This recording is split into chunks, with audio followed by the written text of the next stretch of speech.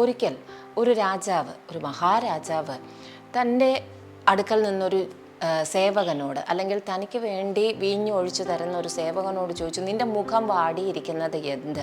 ഇത് പതിവില്ലല്ലോ, ഇത് മനോവ്യസനമല്ലാതെ മറ്റൊന്നുമല്ല. അത് കേട്ട ആ സേവകൻ ഏറ്റവും ഭയപ്പെട്ടു. കാരണം ഒരു രാജാവിൻ്റെ മുമ്പിൽ ഒരിക്കലും വാടിയ മുഖത്തോടു കൂടി വന്ന് നിൽക്കുവാനായി പാടില്ല. തൻ്റെ ഹൃദയത്തിൻ്റെ അകത്ത് കിടന്ന ആ ദുഃഖം ആ മഹാരാജാവ് കണ്ടുപിടിച്ചല്ലോ എന്നോർത്ത് ഭയപ്പെട്ടു. എങ്കിലും അവൻ ധൈര്യത്തോടു കൂടി പറയുന്നു, ഇത് എൻ്റെ ജനത്തെക്കുറിച്ചുള്ള ദുഃഖമാകുന്നു, തൻ്റെ പിതൃദേശത്തെക്കുറിച്ചുള്ള വ്യസനമാകുന്നു, തൻ്റെ ദൈവമായ യഹോവയുടെ ആലയത്തെക്കുറിച്ചുള്ള ദുഃഖമാകുന്നു. ഇത് മറ്റാരുമല്ല, നെഹമ്യാവ് അർത്ഥക്ഷഷ്ട മഹാരാജാവിൻ്റെ മുമ്പിൽ പറഞ്ഞ ഒരു സന്ദർഭമാണ് നാം ഈ കേട്ടത്. ഹല്ലേലൂയ.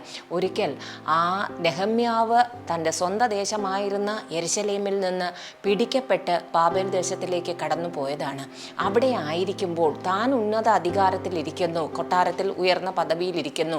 അങ്ങനെ ഇരിക്കുന്ന സമയം കുറച്ചു പേർ തന്നെ കാണാൻ വരികയും ദേശത്തിൻ്റെ വിശേഷങ്ങൾ ചോദിക്കുമ്പോൾ അവിടെ മതിലിടിഞ്ഞും പിതാക്കന്മാരുടെ കല്ലറകൾ തീവച്ച് ചുട്ടും ആലയം നശിപ്പിക്കപ്പെട്ടും ഒക്കെ കിടക്കുന്ന കാര്യങ്ങൾ പറയുന്നത് കേട്ട് ആ ദേശത്തെക്കുറിച്ച്, യഹോവയെക്കുറിച്ച്, ആലയത്തെക്കുറിച്ച് ഉള്ള തീഷ്ണത കാരണം നെഹമ്യാവിൻ്റെ ഹൃദയം വിഷമിച്ചു. നെഹമ്യാവ് ദൈവസന്നിധിയിൽ പ്രാർത്ഥിച്ചു കൊണ്ടേയിരുന്നു. അതിനുശേഷമാണ് രാജാവുമായി ഈ ഒരു സംഭാഷണം വരുന്നത്.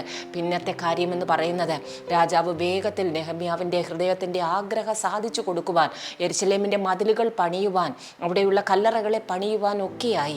തുടർന്ന് വേഗത്തിൽ സജ്ജീകരണങ്ങളെല്ലാം ചെയ്യുന്നു.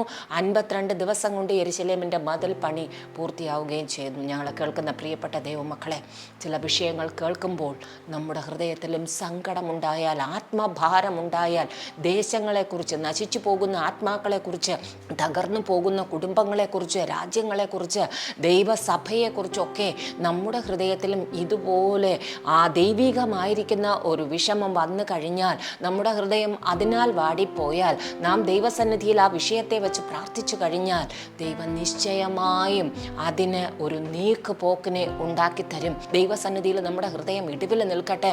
അപ്പോൾ ദൈവത്തിൻ്റെ പ്രവൃത്തി ആരിൽ കൂടെയെങ്കിലും ഹല്ലേലൂയ പ്രവർത്തിപ്പാൻ ശക്തരായിരിക്കുന്നവരിൽ കൂടെ, സഹായിപ്പാൻ ശക്തരായിരിക്കുന്നവരിൽ കൂടെ നമുക്ക് വേണ്ടി, അല്ലെങ്കിൽ ആ വിഷയം ഏത് വിഷയമാണോ നാം ഹൃദയത്തിൽ ഭാരത്തോടുകൂടി ഏറ്റെടുത്തിരിക്കുന്നത്, അതിന്മേൽ പ്രവർത്തിപ്പാൻ ദൈവം ശക്തൻ.